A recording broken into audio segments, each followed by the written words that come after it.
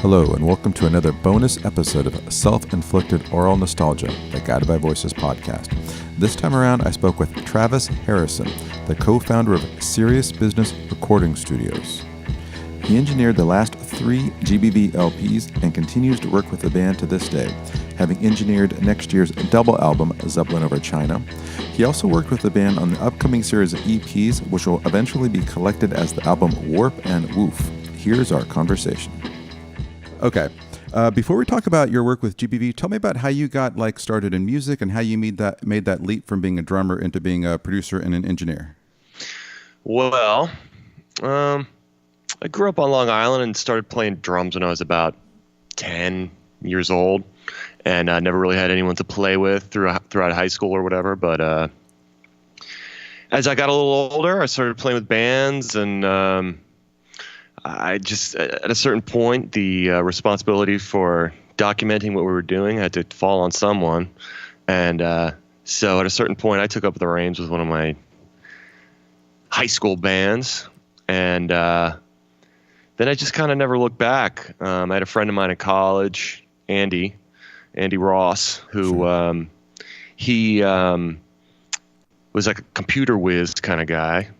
And he is, and he got Pro Tools real, for me, it seemed like it was pretty early on, around 2004. So I, we just kind of jumped in and learned together. And then as time went along, got more and more serious. And next thing I know, I'm 20 years later almost, and still doing it. Okay. And then in terms of the label, Serious Business, did you always intend to work with other bands, or was that sort of, I think that started just to release your own stuff, and then how did you branch out into being a true label? It was never a true label. I guess it started because we had a band and we wanted to document what we were doing, but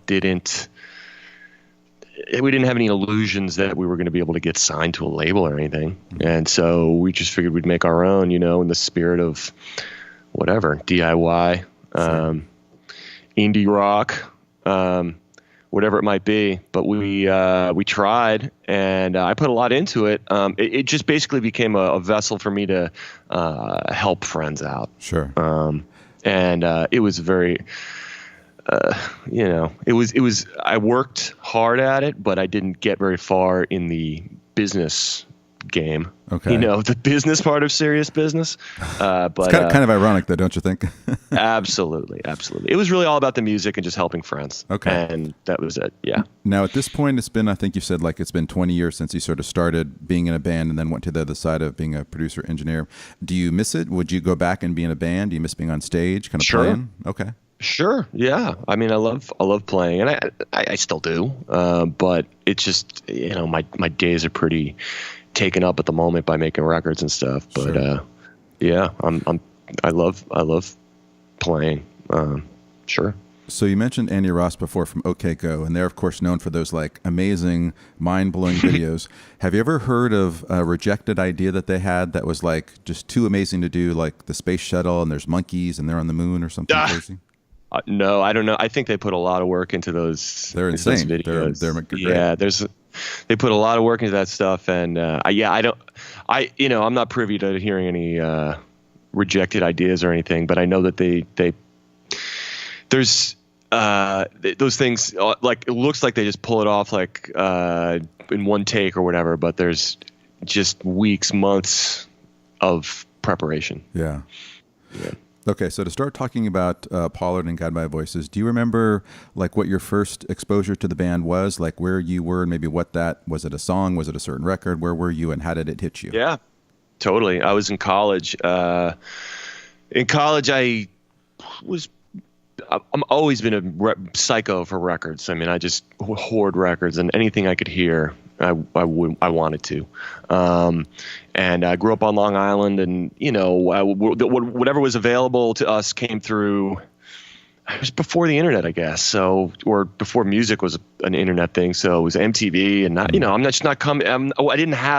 I had some musical mentors, but not people who were going to know who Guided by Voices was in the 90s. But when I got to college, it was different. And I had some friends who were big into GBV and kind of kept pushing the issue with me. And I'd be like, okay, you know. And mixtapes were made, and for my girlfriend at the time was my wife, and Nice.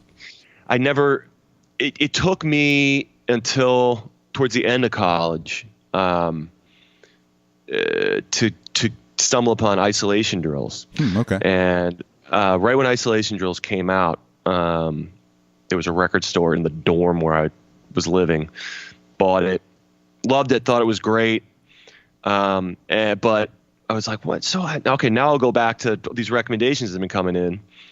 Like, okay, Alien Lanes, got it. Then the switch was flipped with Alien Lanes, and I was in love and obsessed, totally obsessed with that record. And then, you know, started building out from there, buying every record, you know. So, and then I just became, you know, determined to figure this out. Who is this guy? What is this? Well, and then when did you see them live? Was it on that tour? Or was right it around after? that time.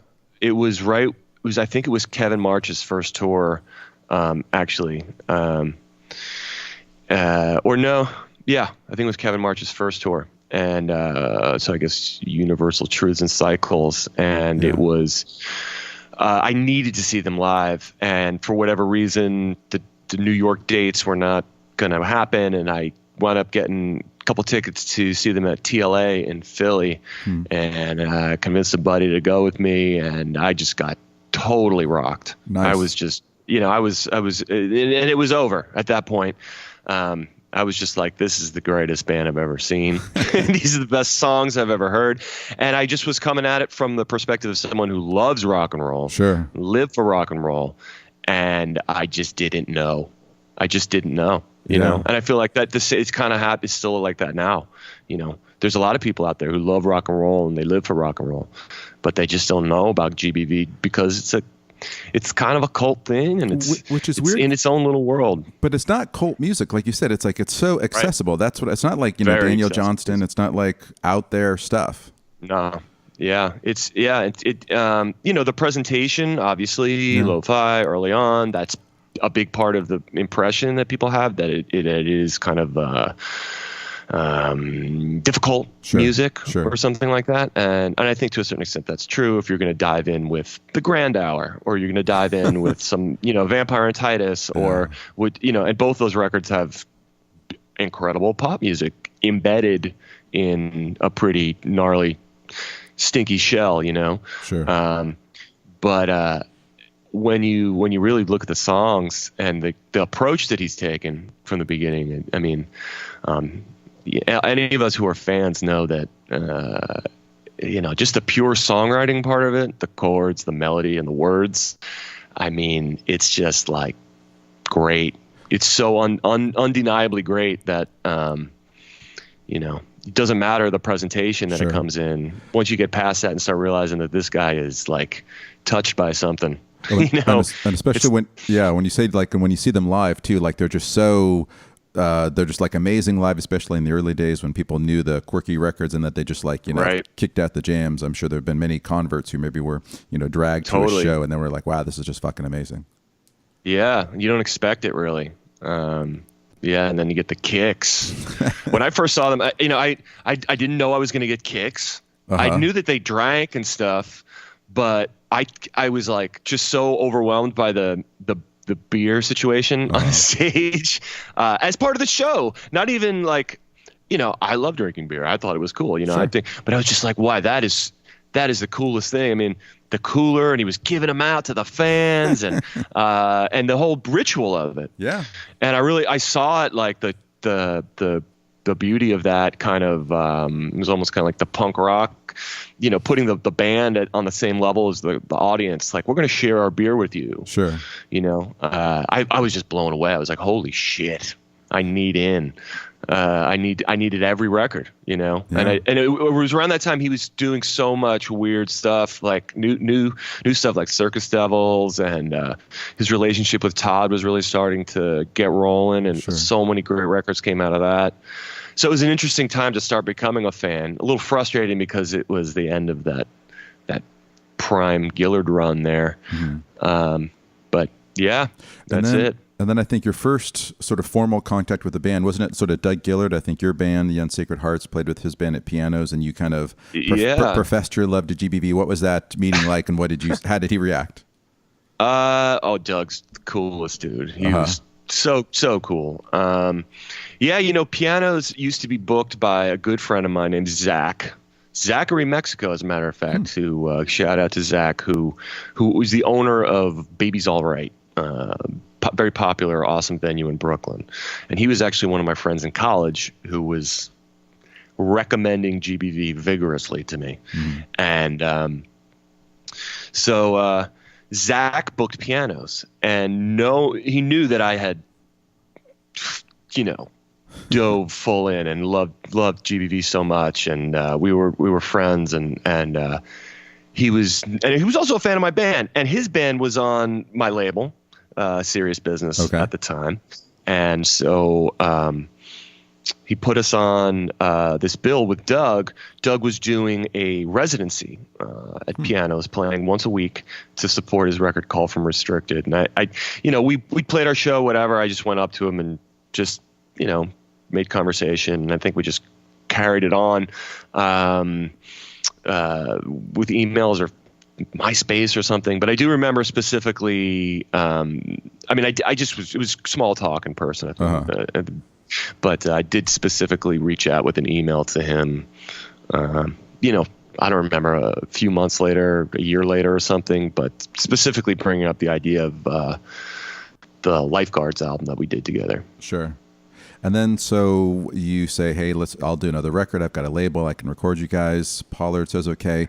Like, what was it like that moment when you met Pollard? He comes into the studio. This guy's obviously a hero. What was that like, and what was he like? What was your reaction? Oh, he's the coolest again. Yeah. I mean, Bob, everybody in the whole band has always made me feel so comfortable, and it was great. But in my mind, the morning that the session is happening and Bob's coming over, I am freaking out, you know. So I knew he drank Miller Lite, so I was like, okay, I got to do this right. So I went to every local bodega or whatever that I could find on my block, and I don't know if you know, but in New York City and Brooklyn, Miller Lite is not as common as it is throughout the rest of the country. Yeah. It's a little harder to come by for whatever reason. Well, it's not even it's not even ironic like Pabst, right? Right. Yeah. It's like Miller Lite is just kind of like regular, you know, and a lot of places don't carry it. So I would go and I would find like, oh, they have 1 6-pack of Miller Lite here. I'm going to get that. And then I was like, I'm going to need way more. So I go to another place and I was like, they have the tall boy kind, the 24 ouncers. I'm going to get a bunch of those. So I get this giant Miller Lite salad from 3 different places that I went to, and I stocked the fridge, and that was my ritual to get done before the session. The session itself was incredible. Doug was there.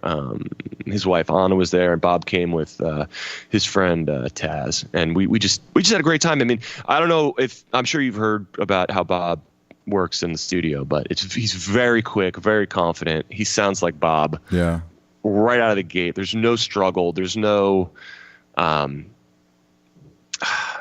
there's a lot of people when they're cutting vocals they get into a very critical headspace, and I think that's good a lot of times.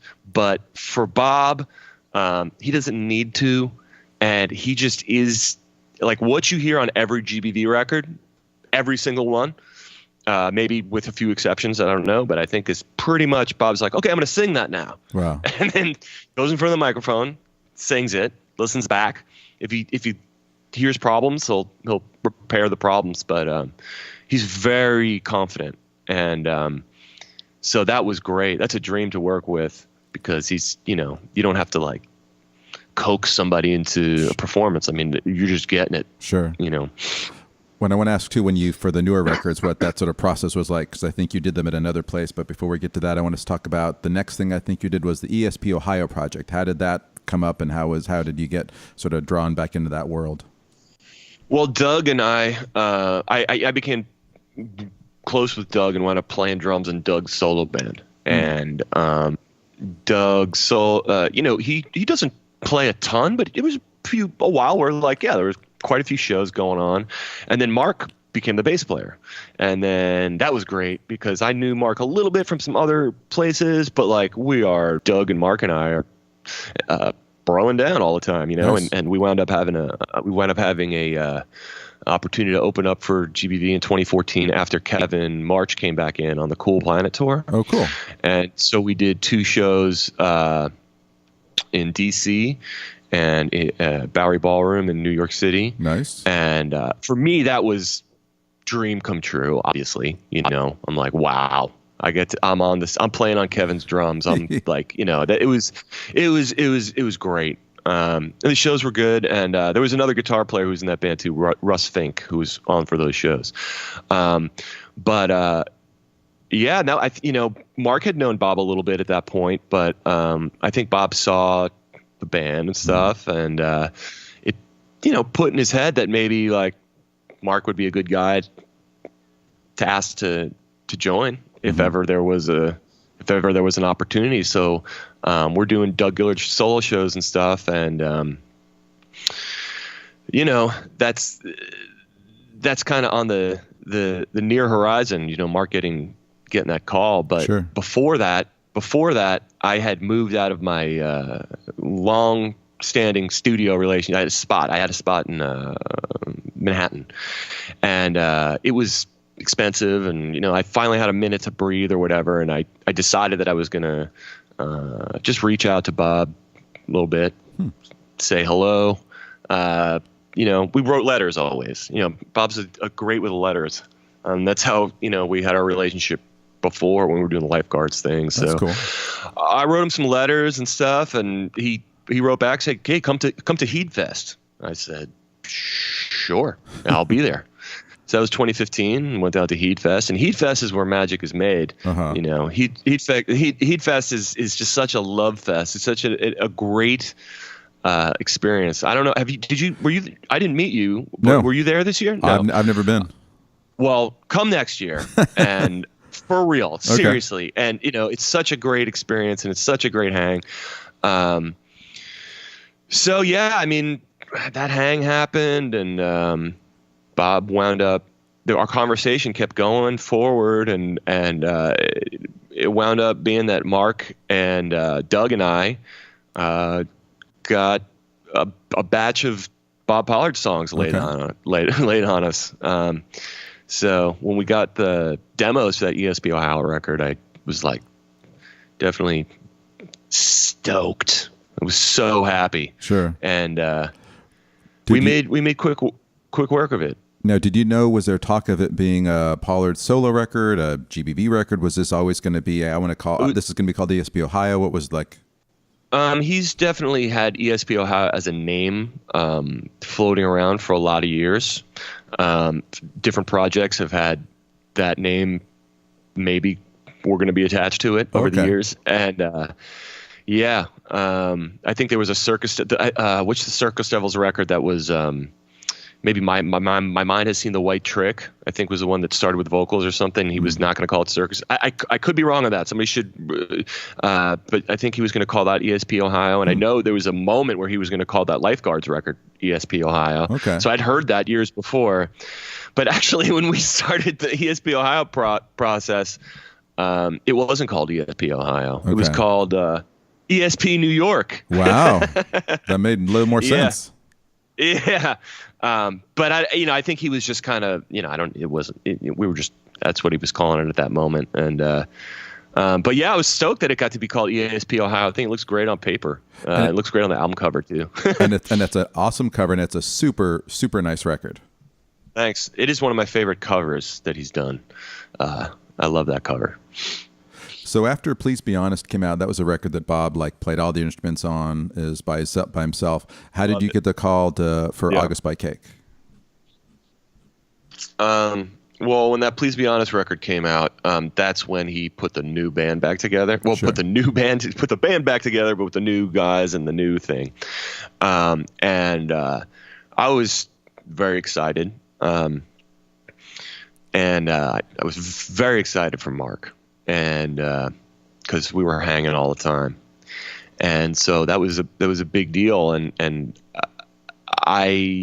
We were just basking in the afterglow of finishing that ESP Ohio thing, and Bob was really stoked on it, and everybody was stoked on it, and it was just great times. And I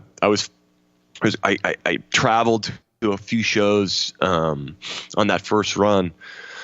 I was at their first show in Nashville, and then I saw them a couple of times during the three Nick shows.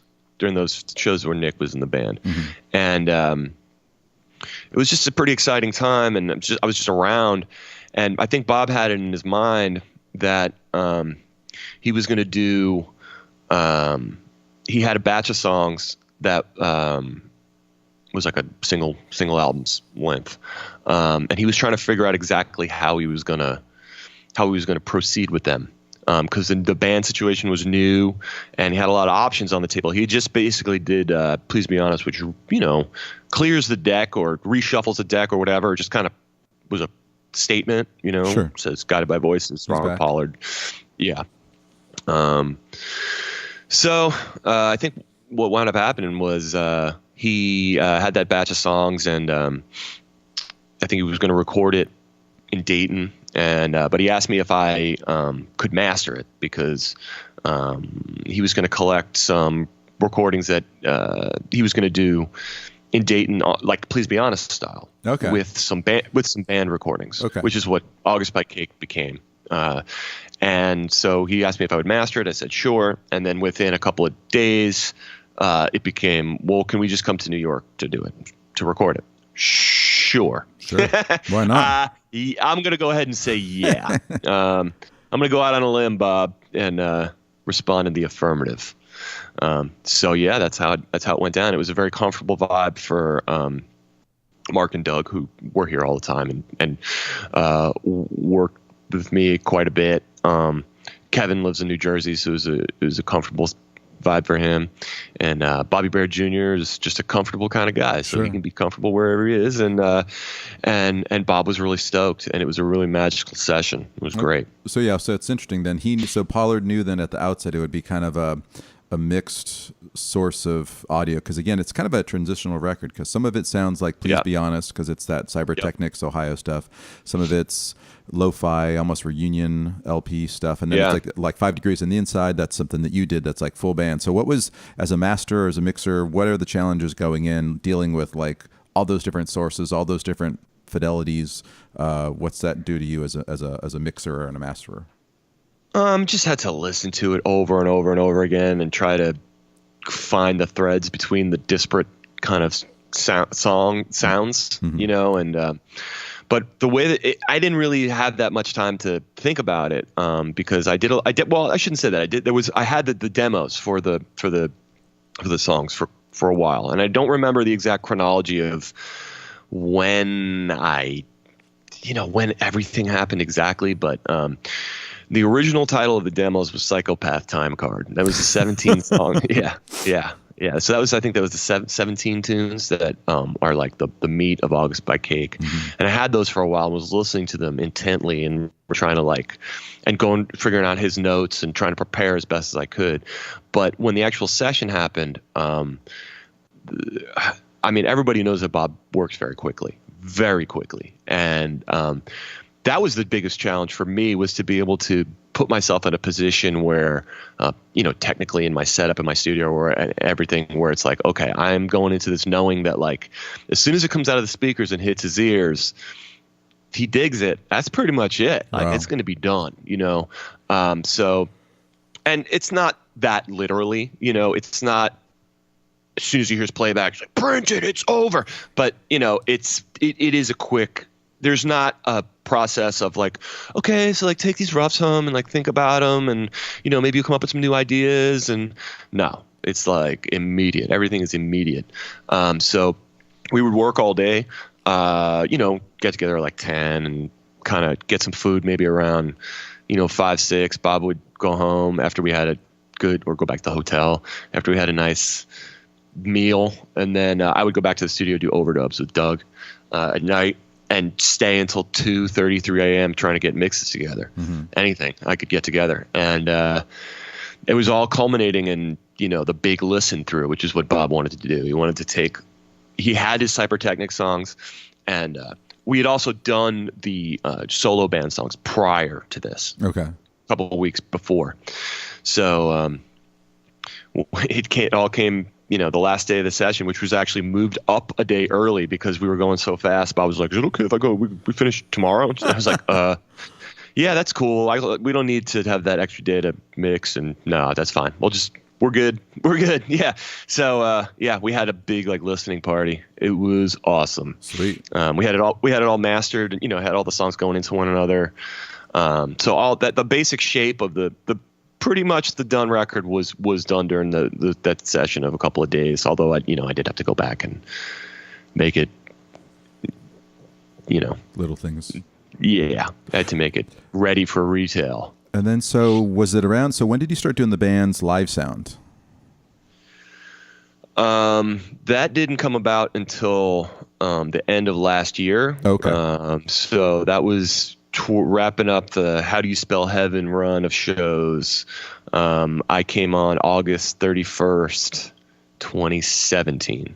Yeah. And what sort of led to that? Just because you obviously the songs, the band, you wanted to be there. Yeah, I definitely want to be there, but I was asked, Cool. And leading up to it, it's not like I'm out making my living doing live sound. So I was, I'm a studio guy. So it wasn't like they were like, "Oh, we need to get this hot front of house guy." It was more like, I'm very, very, very fortunate to be able to be in a position where I'm being able to be friends with those guys, mm-hmm. And I think that's really what it is for Bob. I think he's just interested in having people around him who he's comfortable with and who get it and who are, part of the team and are there for him. So, yeah. And then what's the challenges in terms of GBV as a live band? I mean, I know they like to play loud. I think, is it trying to balance them being loud with actually being able to, hear what it is they're playing? It's all, a lot of it, the venues vary wildly. Mm-hmm. So that's a big thing. Making sure that the band can hear themselves as clearly as they can on stage. Bob needs a lot of stage volume from his mic, trying to get him as clear as possible in the house. The biggest challenges are the audibles you got to call every day mm-hmm. at the different venues, because we're not touring at a level where you can control all those conditions. So that's it. You just deal with, you take them as they come. Sure. And so let me ask, I'm always curious about bands on tour. What do you do on an off day? What do you do on a tour day? Do you Jeff, see the sights? What do we do on an off day? Yeah. We have sit downs. You know what? You haven't heard about the sit down? No. But we go to Italian restaurants. Okay. Yeah. So we have a sit down, mandatory sit down. The band goes out together, go out to dinner. Okay. It's a big deal. Okay. So there'll be these off days, and it's a time when we celebrate our success of being out on the road and living life and enjoying traditional Italian food together, and we call them sit downs. I like that. It's almost like a band meeting kind of thing. Totally, but it's not a meeting; it's a sit down. And you got to tell me, what's Bob's go-to order at a traditional Italian? Is it spaghetti with? Yeah, well, Bob's a vegetarian now, so he loves tomato sauce. He loves marinara sauce. He loves caprese salad, or he loves tomatoes. He's big in tomatoes. Well, I don't know. Have you ever heard the song "Hold Tomatoes"? Hold Tomatoes. I was gonna say that's where that came from. So he's a vegetarian, huh? Do you know what that sprang from? Yeah, sure. I mean, it's some ethical issue, I think, but I don't want to. I don't feel super comfortable talking about Bob's personal stuff, but yeah, he talks about it on stage. I mean, it's open. I didn't know. He's like Morrison, I guess. No, he's not like Morrissey. Well, it's funny because I'm a big Morrissey's militant. Well, but the song Bob wants us to eat. Bob wants us to eat meatballs. He's like, go ahead, hit those balls. Morrissey does not want anybody to eat meatballs. But meatballs allowed. But Pollard hangs out at the Wings place. How does that work? He doesn't eat the wings. Okay, he's just doing the celery and the ranch dressing. Yeah, totally. Yeah, it's more wings. You don't go to the Wings for the cuisine, although their cuisine is pretty good. I mean, I'm not knocking their cuisine; it's pretty good, but it's a hang. Wings is a hang. My mind is blown, actually. No, it's really good. He's a sensitive guy. I like that. Well, I mean, Bob is. I don't want to offer up stuff, but too much. But yeah, I mean, he's connected to the universe. He feels the pain of everyone of animals. Okay, definitely. He loves animals. He's almost like Tony Soprano. The boss. He's like watching the ducks. And like watching the ducks come into his pool, and he just like has a revelation. When he sees the ducks. There's something clicks in his mind, and I don't know. Well, again, Bob loves animals. But like I said, I never to the universe. Not that I wouldn't have thought that, but again, he's just such a so one of the reasons I love this band and why I love this guy is because I think that he does have layers. I think that he's deep. I think one of the things I've loved doing the podcast is looking at some of the lyrics and seeing how good they are. And I get frustrated when GBV is seen as like hey, this just drunken rock band, whatever. And I think they're deep. Thank you for saying that. So I'd love to hear that he's a deep guy. Yeah, and thank you for saying that too, because I really think that's part of what you're doing that's so valuable to fans and prospective fans and fans of the future, which is to kind of tell the story and give a guided tour of the GBV oeuvre, if you will. Yeah. But you have a really sharp perspective on the lyrics and stuff, and I just think it's really important because people don't realize how deep it goes with that. People just, I think there are certain myths and maybe barriers, preconceived notions that people who love rock and roll but have not quite gotten to the GBV table yet, and these myths and barriers might prevent those people from coming in, and think that people might think that he's, oh yeah, they're just a bunch of drunks, or there's one good song on every album, or there's there's no, he needs an editor, or whatever these things are, where they might prevent people from coming in. But when you have someone like you, like take someone by the hand and say, it was like, yeah, there's a little truth to all that, but at the end of the day, there's all this depth. Yeah. And you can kind of like hang out in this universe forever and keep finding new things, and it's pretty exciting. It's all there.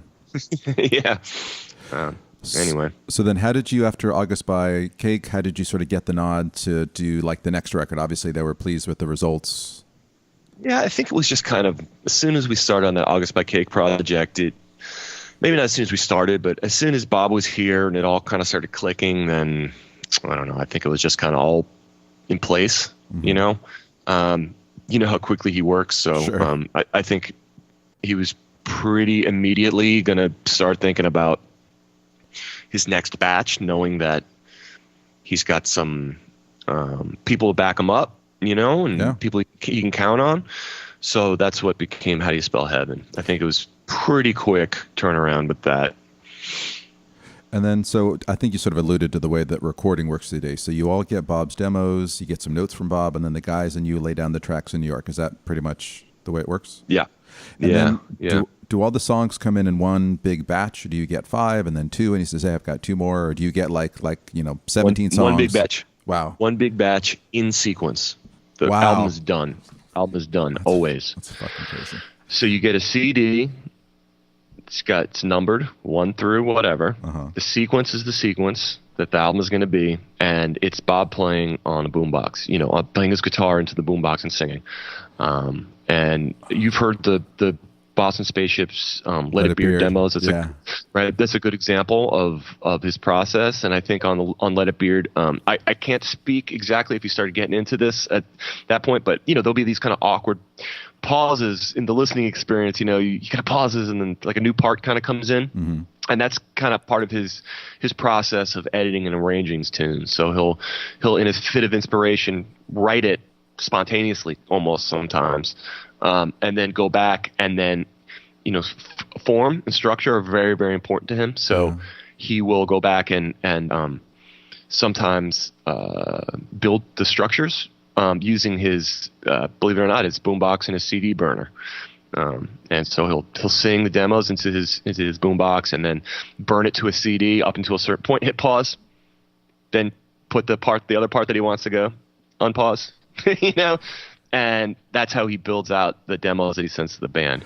And so what we do is, I know that he worked in a similar way with Todd and Chris. Mm-hmm. I know Chris put in a tremendous amount of work. And those guys, wow, they did so much great stuff, all of them. And what we have been doing is taking the demos and trying to just make it so that we could play along with them. So when there's pauses or whatever, we'll kind of smooth those out and make it so that we can just track with Bob, even though he's not there. Mm-hmm. So we'll use his demo, acoustic guitar and voice in there. So that's what Kevin plays to. We build up the tracks with Bob, and then eventually we take it out, and then we got our track. He still uses that boombox. It's not the boombox anymore. Oh, okay. He did it, but he has another. He's gone through a couple that are in the same. I think he'll say that none of them are as good as the original. But I think the original, apparently, I guess it might have been in Cutter's book, or some other place I read recently, where like the original had like a multi-track function on it. Yeah, you could do like something. 2 tracks. Have you ever heard of that before on a boombox? And in fact, neither have I. So I don't know. Somebody asked in the Facebook group, they're like, "What is this? Where can I get this?" I don't know if that's true. I don't know. I mean, not doubting. I'm sure it is. But I don't know if the what the specific technology was. But the boombox that he uses now is a boombox, but like an 80s one kind of, or an early 90s one, but it actually has a really cool sound to it, a really cool sound. And I don't know how much people know how great a guitar player Bob is, but I got to take a minute to put Bob's guitar playing over, because the sound of Guided by Voices is Bob's guitar playing to a huge degree, and I did not realize it as much. I did not realize it until I started working with him. His right hand is incredible. He's got such super powerful rhythm. He plays really loud, gets a huge sound out of an acoustic guitar, huge, loud, like really aggressive. And then anybody who plays guitar and has tried to learn Guided by Voices songs, everything's in standard tuning, but he has certain moves that he does where he kind of moves shapes around, and there's always a combination of open strings and open chords and power chords, single note riffs, always a lot of open strings. He has little things that he does that are very him. He's totally untrained, totally self-taught, but his guitar playing is the shit. So and Doug is so intuitive, and has been playing with him so long. He knows exactly what Bob's doing. He knows his voicings exactly. Wow. So when Bob plays, if it's, the chord sequence might be like E, B, A, something like that, but he might be using voicings that are specific to stuff that he does. Any guitar player, when you get in there and try and learn GBV songs, it doesn't always work out right if you're trying to approach it with just like regular major or minor chords. There's a lot of feel in there that only he brings to it. But just the voicings that he uses, the shapes that he uses on the guitar. It's just unconventional. Like if you take the shape, we make an A chord, sure, and then he just moves that all up and down the neck. So you would hear that in lots of different, like Tractor Rape Chain, is kind of that, has that kind of vibe, or it's like it's a modified version of that. But Bob's guitar playing is incredible. So that's what you get in the demos, and his rhythmic sense is really in those demos. Like the rhythmic structure of the songs are really clearly articulated in them. Wow. There's a lot of information in them. So what Kevin does is, he just learns that precisely and then plays it. Can you think of a time when you get in these demos that you like get the chills, either because you're like, oh my God, this is like amazing, or else from an engineering standpoint, is it telegraphed to you that you're like, oh, I know exactly what I'm going to do. I'm going to double track a guitar and I'm going to this, I'm going to that. Do you feel that when you're at that stage, or do you sort of wait till the guys come in and they start to do their stuff? It's a little bit of I wait for the guys. Okay. Wait for the guys, but there are so certain times Bob will have very, very specific notes. Well, I shouldn't say very. Sometimes they're very specific, where there's just like at this point, use this kind of an instrument or something like that. But other times, it just kind of happens. Yeah.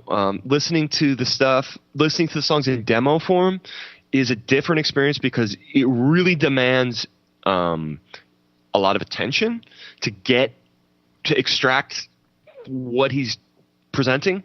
Whereas when you hear the band play it, it's way more immediate. Like, it's a rock song, sounds fucking awesome. But like when you're listening to the demos, especially when they're chopped, when there's interruptions and things in them, and sometimes you can't hear all the words. They're harder to. You'll know it's a great song right away. Sometimes you don't know what you're hearing right away. You know it's going to be great because it's Bob, but a lot of times it takes a few extra listens to like figure it out, and you got to listen to it a lot. And we just try and extract all the information that's in those demos, like down to the little rhythmic inflections of like how he's strumming, how he's doing the intro and the outro of the song. All that stuff is intentional. Nothing he puts on the demos is an accident, like a fucking, like, oh yeah, just like jam it out at the end or whatever. No. Wow. I mean, sometimes he'll say he wants a fade. Sure. And sometimes he will say, I want you to jam it out at the end, but he'll have all these like kind of orchestrated endings, like whatever. and it's just, that's it. You do that. And that's what makes it like surprising and unconventional. And I don't know. So Bob Pollard, he's the greatest. So if you guys are in the studio, he's not there. Is like Doug sort of the band leader? Is it more democratic in terms of there's got to be still little decisions you have to make along the lines in terms of I'm going to do 6 guitars, I'm going to do 3, I'm going to do my Les Paul, and I'm going to do an SG, or like how are those decisions getting made? It's a lot of band members handling their own business. Everybody just trusts each other so much that Doug plays his ass off. So, like he knows what to do, and I'm there to help him do that. Every time he steps up to the plate, he pretty much knocks it out of the park. So I'm just there to like help him. We've recorded stuff in different ways. So there's been stuff that's recorded live. Like August by Cake was pretty much the whole band, including Bob, all together. Or at least the 17 Psychopath time card songs. I'm breaking hot news with that Psychopath time card bit there for you. I never heard that. That's the headline. But the Psychopath time card songs, so that was live in the studio. Then we did How You Spell Heaven. We didn't do anything like that. Everything was built up. So the drums, we cut. Kevin came for separate sessions. We'd just do drums. Okay. And then we would do bass. And then we would do guitar. And then Space Gun was a combo. Okay. We did. And then going forward, we've done other, Zeppelin over China combo platter. And going forward, and then we can keep going forward into the future. We've done other things. But yeah, there's kind of, there's like 2 poles to it. There would be like the live, everybody live in a room, cutting it live. And then on the other side is piece by piece, instrument by instrument. And then we do everything in between, sometimes it's a hybrid. And then what sort of necessitates or makes the decision in terms of which way you go with? Is it just sort of like Bob's fancy? Is it that he's going to be in town for a tour, or what makes? Do you know how that decision gets made in terms of, hey, we're going to just get the whole band there, we're going to do half and half? Yeah, it's pragmatic. Okay. Yeah, it's just How Do You Spell Heaven was. We just finished August by Cake, and it was like Bob sent us another batch of songs. They were fucking great. And we just jumped in right away and got drums from Kevin. And Kevin's an incredible drummer. And so he can listen to those demos and just like hear exactly what he's supposed to do, and also bring all this incredible creativity to it, like in his head basically. And he writes it. He went to Berkeley School of Music, so he writes the notes out and shit, and like wow. he knows the parts. So he'll come in and first take it. Second take it. So he knocks his stuff out, and then I would have sessions with Mark and Doug, and Bobby would send his stuff in from Nashville. And then for Space Gun, we did a couple sessions just to get back to doing more live together.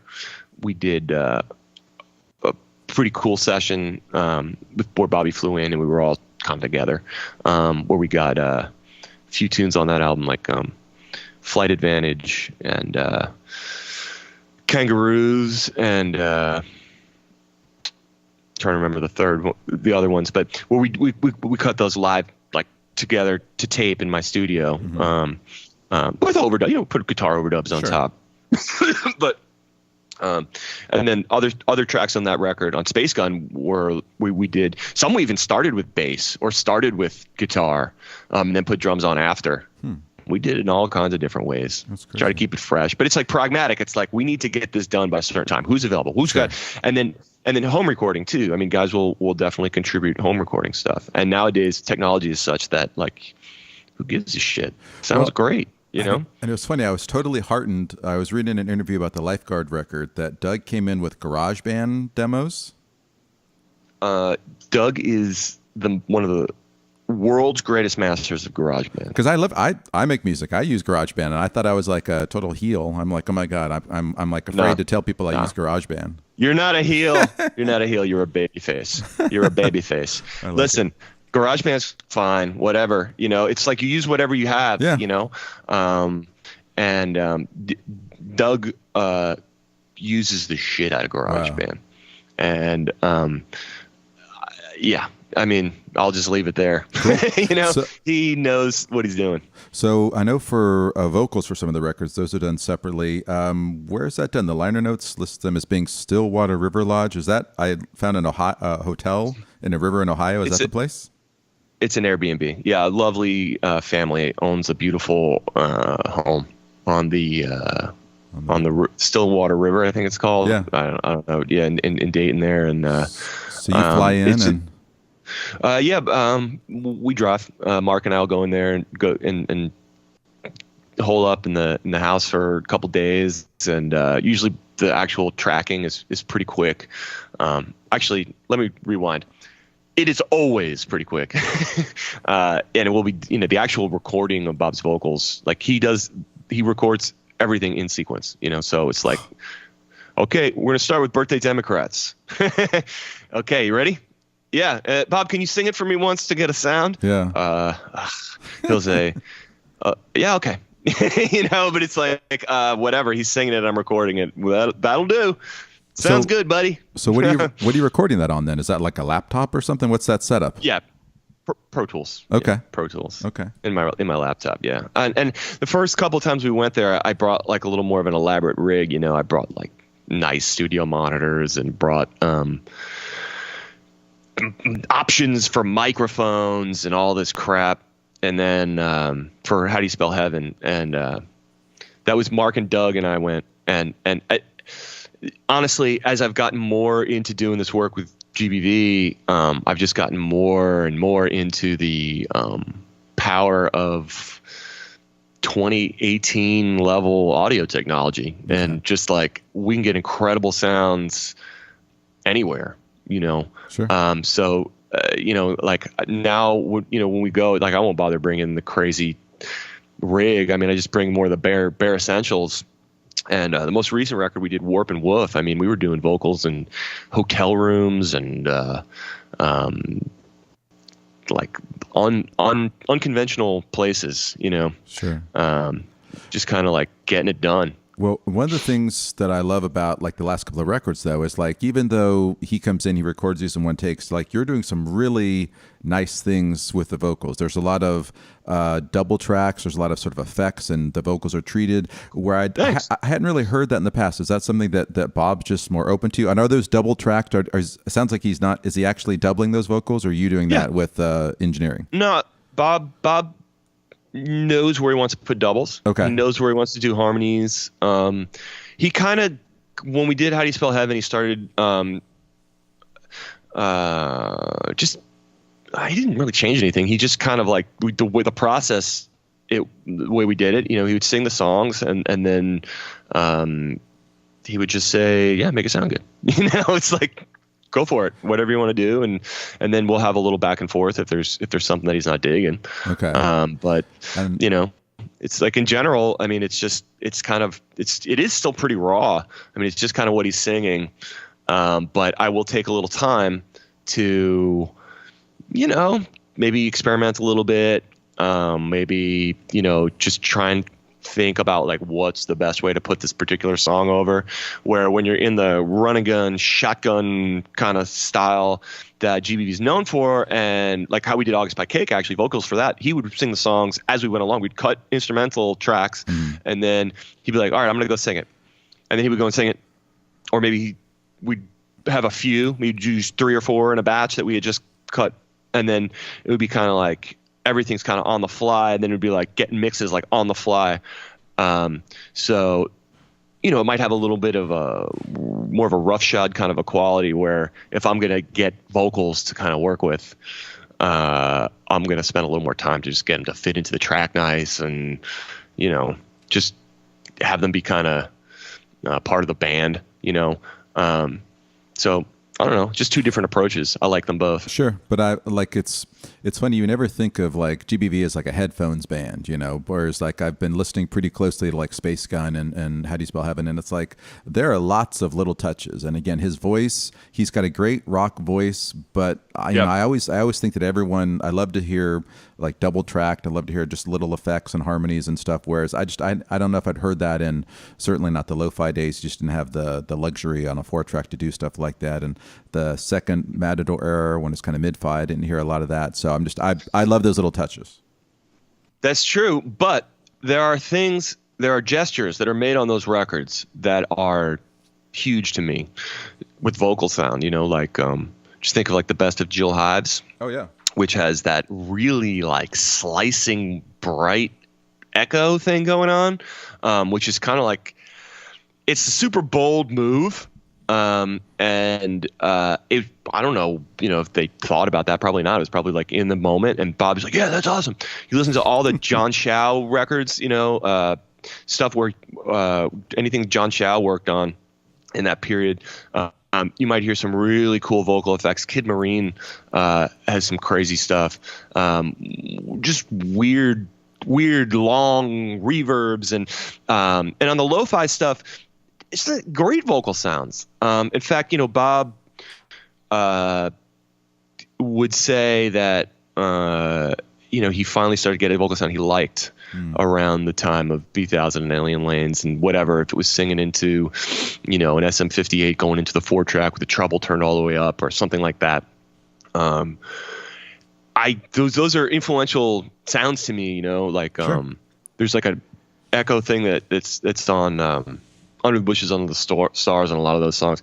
So there's always this experimentation that he's open to, and he likes effects and things.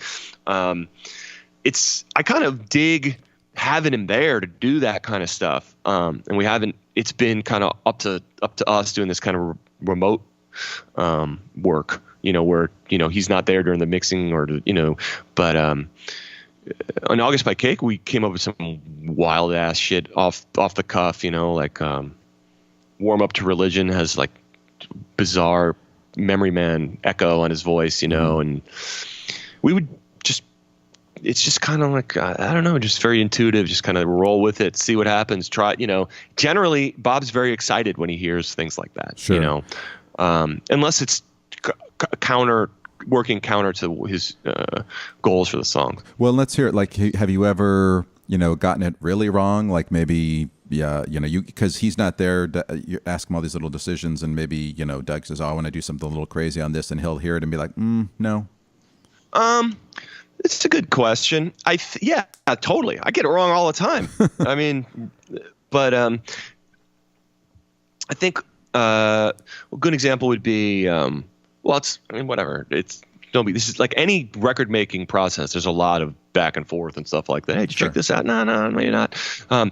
There's so little of that in the GPV process that there's so much trust, and there's so many people involved who are just very intuitive, knowing kind of like what Bob digs, that we don't do it a lot. But yeah, like Blink Blank on Space Gun, Bob kind of always heard that as like actually like a kind of like a punk rock kind of a vocal, and like really raw, and where we did kind of like a spaced out kind of a track, with all kinds of cool stuff. So I had kind of a little bit of a spacier vibe going on the vocal, and he was like, yeah, no, you can dry that off. You can go ahead and dry that off. That's going to happen. That was one. Yeah. And that's fine. I mean, anytime he says something, I'm like, oh my God, thank you. Really don't hesitate. Cause sometimes I can't believe, how pleased he, he'll just love stuff, as soon as he hears it. So I love it whenever, he can give us a little, feedback. Well, that's what I like about him. He seems like he's such a genuine music fan, and I don't get the sense Jeff. of like, Radiohead, that they sit around and be like, oh, look at this old Moby Grape single, No, I mean, he is the ultimate music fan authority. His record collection is, as I'm sure you've heard. Yeah. Have you seen unbelievable. Have you seen it in person? Absolutely. Wow. And before you were like, what do you guys do on off days? And I was like, oh, we do sit downs. We go to sit downs, we go to do Italian restaurants. We also go to record stores. Wow.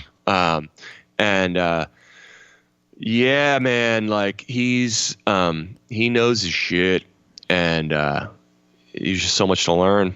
And I, I've always been a record nerd and have a crazy record collection, and, and Bob's on another level. And, so like when he has this enthusiasm and this childlike, almost, enthusiasm about how fucking awesome it is to make your own records. Yeah. It's like he's 60, and it's still kind of that, or at least the Bob that I know of the past couple of years, there's still like a connection to the spark of the dude who's like the jock who's kind of like making the fake album covers and has a crate of fake albums with fake band names, and so stoked about that. And all he wants to do is start a band. He's so excited. Like there's that spark. It's like, well, go to a record. Yeah. No, that's great. And I think that's something that we lose that ability to like play and create. And like when he does like collages like that, when I was a kid, I used to love to just, cut paper and glue and stuff. And when you lose that sense of play, and you get a job, and, you wear down, and you worry about making money and buying cars and stuff, that's not a good thing. Yeah, it's not. It's not. And also with music too, like there's a lot of opportunity for us to be more practical about how we're going to conduct our musical lives as we get older and stuff. If you're a musician and you're like, well, this way wasn't working, and now I'm into this other thing. And, not all of us are as lucky as Bob to be so incredibly talented and to have your vision so honed, but he's just on another level.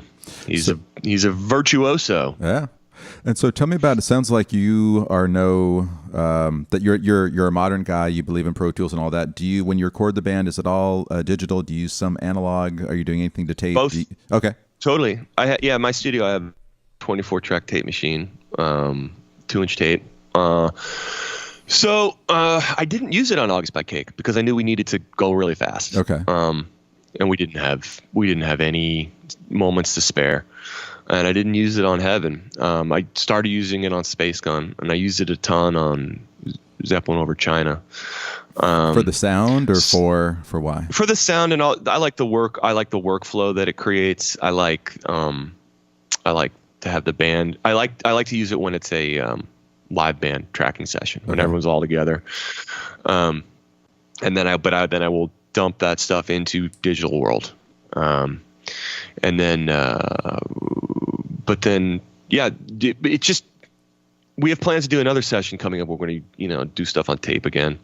But it's kind of like all over the map. I mean, and also you can tell, I mean, the sound is awesome, but if I told you, like, okay, Zeppelin over China, half of it was done on tape and half of it was done not. And like, people would all get it wrong. Sure. I'd be like, all right, pick out which ones. Everyone would get it wrong. Maybe Neil Young would know. Maybe that's about it. Yeah, maybe, but not. It's not. It's more. I'm just very pragmatic. I'm like, let's do this in the way that makes the most sense for right now and getting the job done. So, I like both. And I love the sense that, and we've sort of referred to it a couple of times about your philosophy in the band as being pragmatic, and that's like realistic. I think that's why the band's lasted. I was talking to a friend of his who was talking about his approach to music, and it's like he realizes that it's I don't know, it's a business. It's something you kind of sit down, you just do. There's none of this sort of like, sitting around waiting for artistic inspiration or being guided by dogma. He kind of like goes with his instincts, and it's going to be analog. It's analog. It's going to be digital. It's digital. Yeah. I mean, Bob's not really concerned with the technological part of it. He's worried about the artistic part of it, and he works with people that through the years that have used all different kinds of methods. As far as I know, and I haven't met Phil, but Phil, who runs Cybertechnics in Dayton, has a totally analog workflow. Yeah. I mean, he's totally on 2-inch tape. His stuff sounds great.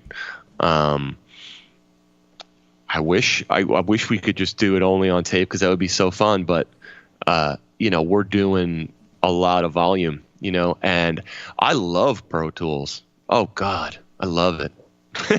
I love it so much, because you can go fast, because you can do a lot of things so fast and make shit sound great fast, and do whatever I want and serve the song without any limitation. This, not to get too far ahead of ourselves here, but we've got these EPs coming out, that are going to culminate in Warp and Woof, which is the post Zeppelin over China album for 2019. And we did those on the go, man. Those are like, and it's probably the most hi-fi sounding record that we made. Oh, wow. By maybe, I don't know, maybe I'm wrong. Maybe people can correct me on that. But to my ears, it's like, it sounds pretty fucking rocking. Well, and we recorded guitars, at 70 miles an hour in the van. It's like, it's not, we're taking full advantage of 2018 tech. That is awesome. To get rock made. So then also too, just real quick, from like at the final stage, you're pretty interesting in that you're engineering, you're mixing, and you're mastering. When you're mastering, GBV's got a huge contingent of their fans are like vinyl enthusiasts. They might have sort of high-end gear at home, and that a lot of folks, younger kids, are like streaming this stuff on Spotify. How does that play in decisions you make when you're finally mixing and mastering all this stuff down to what's going to be available to people to buy or listen or stream? Good question. I don't know. It's kind of, I mean, I guess vinyl is always the ultimate like target point, because that's what Bob is connected to. Mm-hmm. So we kind of do make decisions based on whether or not it's going to work on vinyl. I don't want to overstate that too much, because I'm not saying like the band makes decisions. I'm and like, maybe me technically, I'm like, okay, well, this is going to be vinyl, but I don't really differentiate that much. I just, there's a certain standard that we got to try and hit, and we just don't want it to sound too much shittier than the last one that I did, I want to keep making them better, so, I don't know. So, okay. So in terms, before we move on to Space Gun, so how do you spell heaven? Anything stick out in your mind in terms of like the sessions or anything you're like just super proud of that you captured or brought to the band that hadn't been there before? Well, I don't know. I mean, I don't know that I'm super proud, but there are couple cool things on How Do You Spell Heaven that might not have been on records before. One is the song Boy W that doesn't. Okay. It just has a pretty wild like drum thing going on that Kevin. That's an example of Kevin composing that. No, that's Kevin playing, really? But it's edited.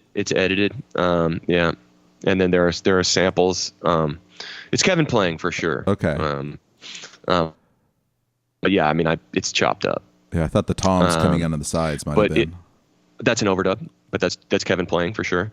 But that's something that's like Kevin composing that and writing it out, and we kind of went back and forth. Like he sent me the beat that he wrote, and I kind of mocked it up with fake drums and stuff, and then he came in and performed it, and then added those overdubs, and then I think there might be some like drum machine hi-hat in there. Mm-hmm. Could be wrong. I haven't listened to it in a long time, but but that's just, I don't know, maybe there's certain fans who hear that and like, yeah, I'll pass on that. That's not GBV to me. And that's totally fair. And I don't know, maybe, I don't know, it never got in the set, so who knows, but it was something where it was like, all right, this is like giving, we really are trying something here. Yeah. I mean, and Kevin is, it was Kevin's beat, and we like did it, but that's what I like about GBV is like there is no GBV. It's like it can be whatever it wants to be, and I get like whenever I see a picture of a band and there's like a guy with a saxophone, I'm like, okay, so every song's this guy is going to have to like figure out, when do I get to play my saxophone? It's like, well, fuck that. Does the song need a saxophone? Right. And like GBV exactly. GBV is Bob. It's these guys. It's the so-called classic lineup. It's like whatever he wants it to be. And there's always a lot of variety on Bob's albums. Yeah. So even when they are all done in one fell swoop, when you get into the little universe of the album, you're going to start noticing all this variety and be like, whoa, that's a crazy transition from this like full rock song into this really weird, whatever. Like, I don't know, like on How Do You Spell Heaven, like what kind of song is They Fall Silent, Yeah. It's like so weird. It's like prog. I guess it's King Crimson, but like just acoustic. I don't even know what it is, but it's beautiful. And what kind of a song is 10th Century? It's like, I don't know. 2 songs. It's like 3 songs. Yeah.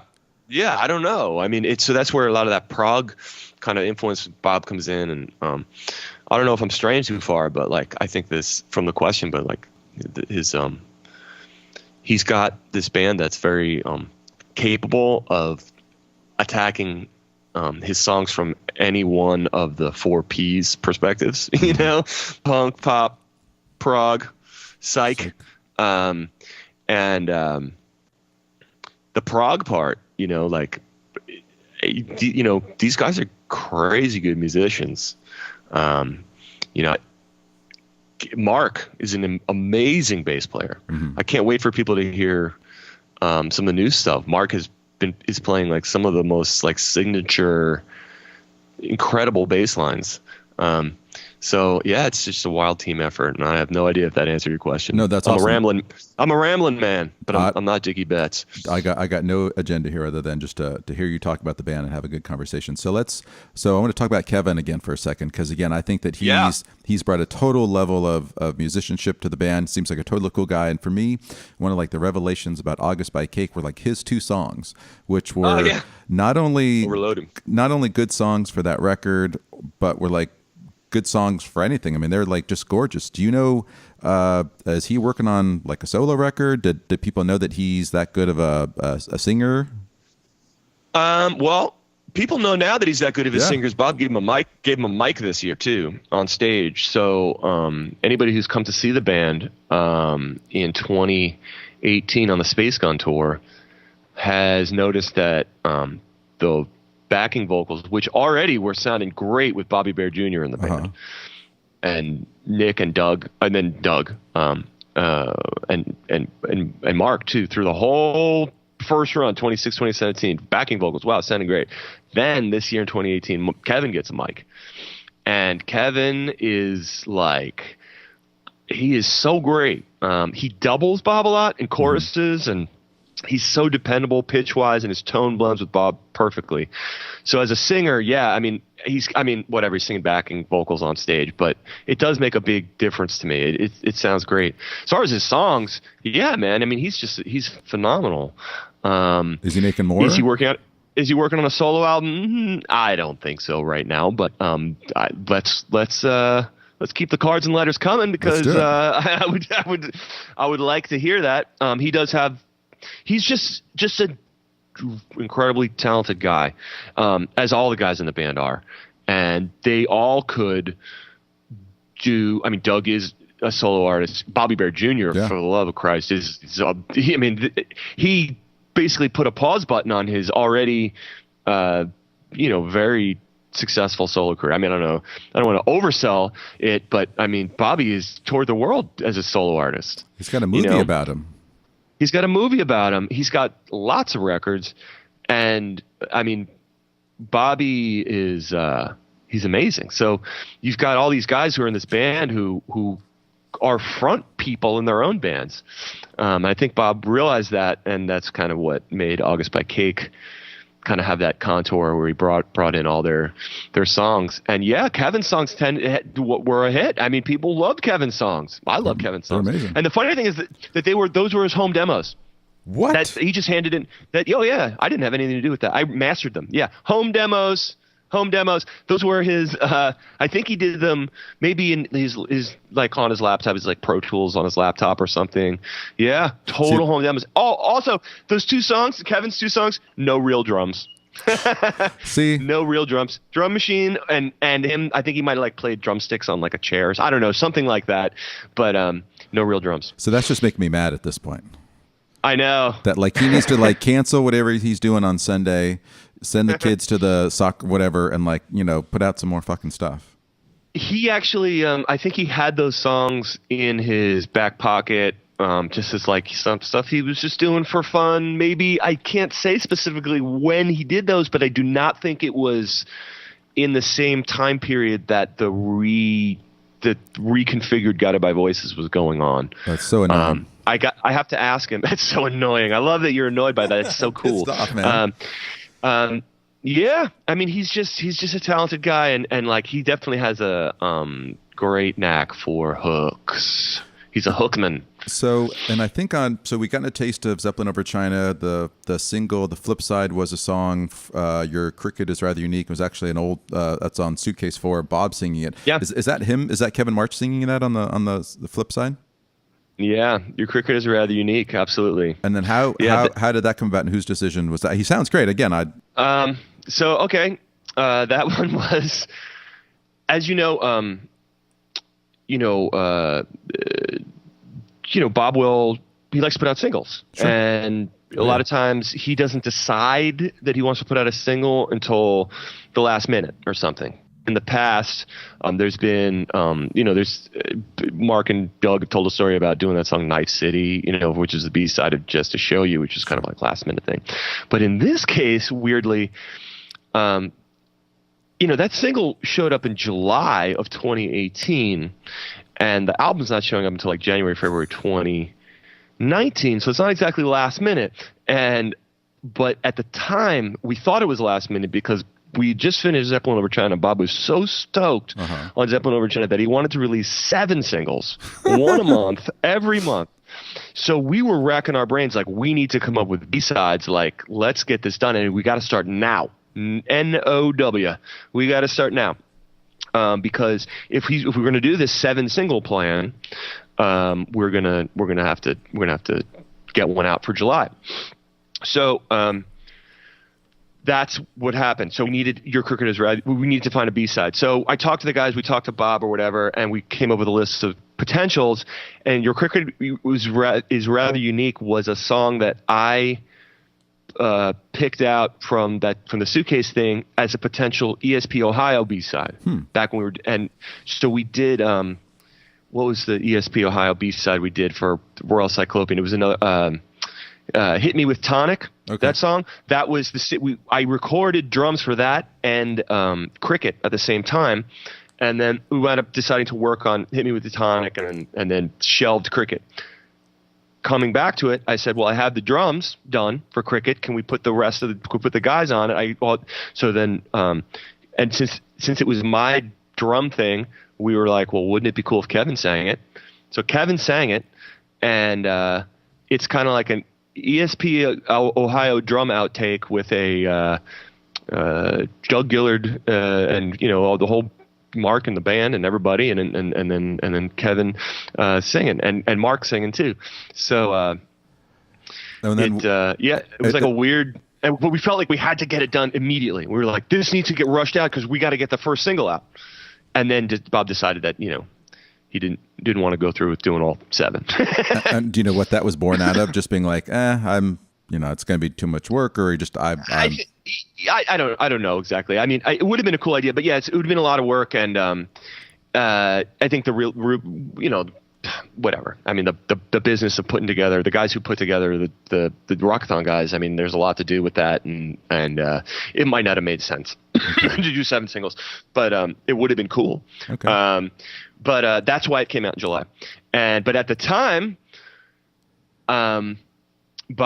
Doug Cricket is rather unique and was like, okay, that's going. And we've had the demos for the album that it's getting confusing with all these albums, but we've had the demos for what Street Party was formerly known as Street Party since April, May, June, or whatever of this year. So we've been listening to those demos all year. We haven't recorded them yet.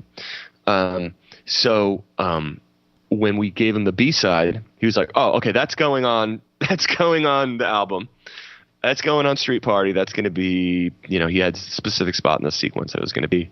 And then his thinking on Street Party has evolved. Okay. And at this point, it is not called Street Party anymore. And but it's still the same batch of songs, and we're going to work on it this winter. And you have a title. And Rise of the Ants. Rise of the Ants. And I'm not breaking news with that. Bob says this stuff on stage. Oh, okay. So, I haven't seen they're coming here in a month, so. Yeah, I'll see you there. I'll see you there, buddy. I'll look for you in the back at the board. For sure. But Rise of the Ants. So that's it's awesome, and now that's on the back of the single from the forthcoming album, Street Party. And who knows, Rise of the Ants might get changed, and it might be something else or whatever. And that's part of the fun of coming along for the ride. It's gonna be it's gonna be Miller Lite salad. I like that. Miller Lite salad. Did you look at remember when Bob put out earlier this year? He did that like typed up. Oh yeah. Note to the fans. Did you like that? I was so fucking stunned by that like he's like a military general with a campaign. It's like it's all in his head. He's marching. He's got all these plans, and everything sort of fits. And he plays Cash Rivers off of GBV, and then you got the EPs, and they're going to collect it. And like he knows. He's just got it so down. And to be a fan now is just so good and so incredible.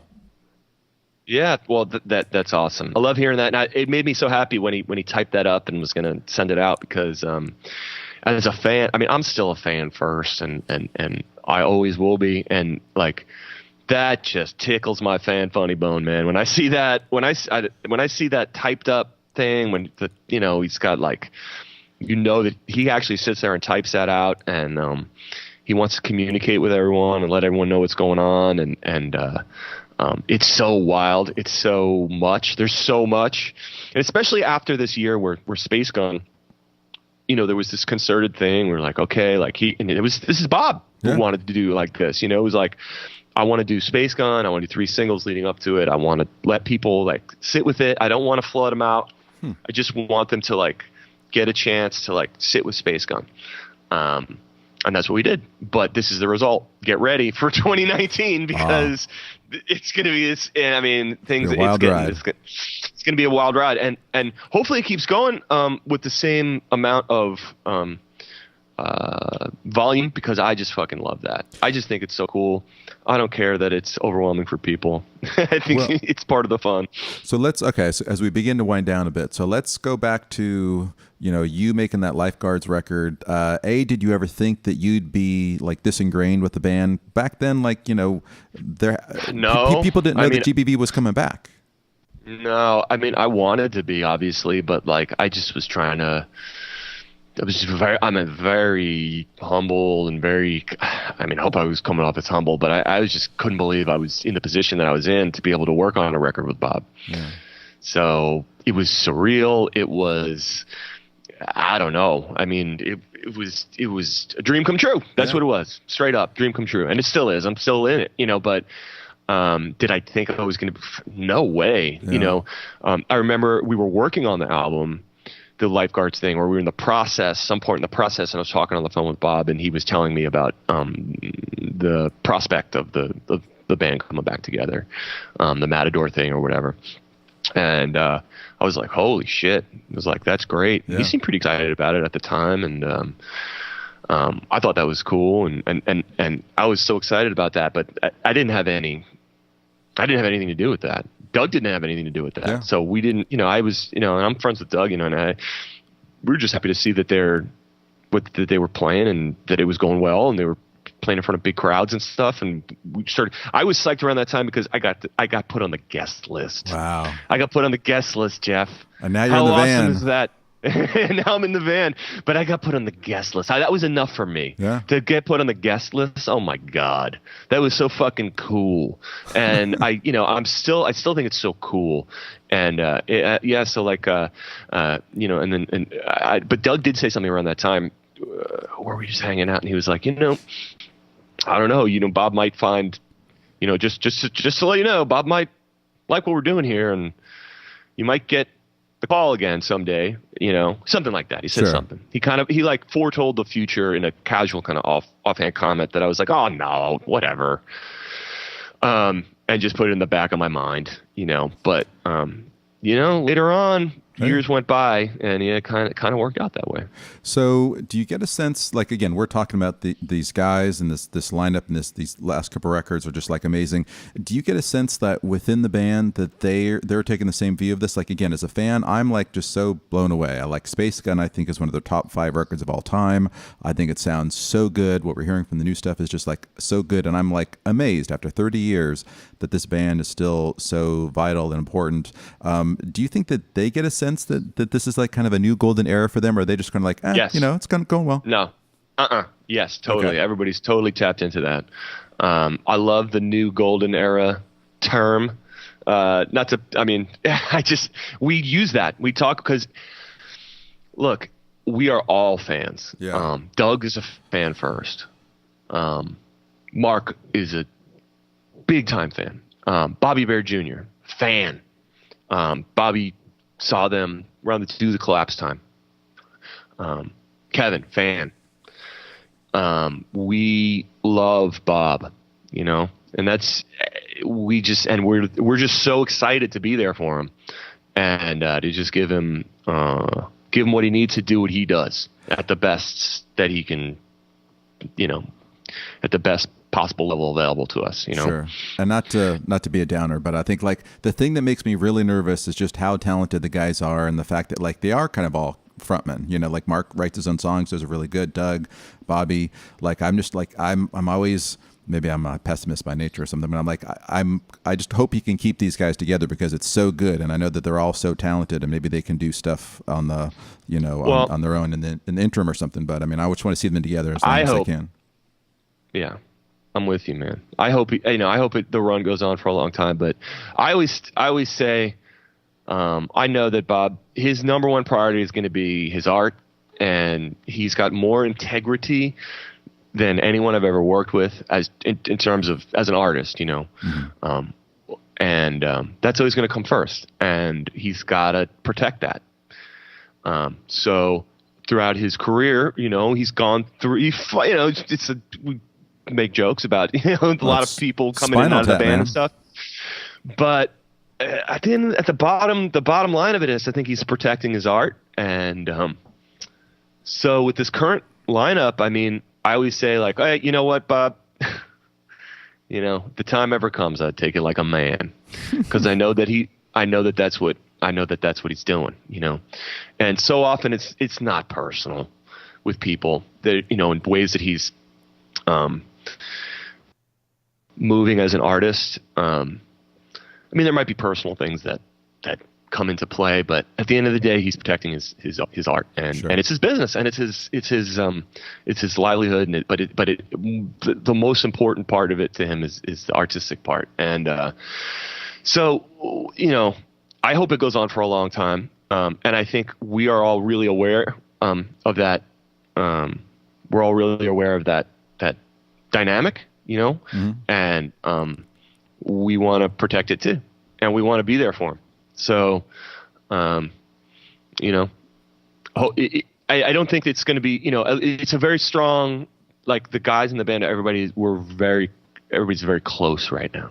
That's you know, awesome. So, and I think that's kind of what he's always wanted, is to have like the guys, you know, the club, the fucking, you know, drinking buddies or whatever, you know, but it's like, yeah, go ahead. The club is open. Let's just hope it stays open.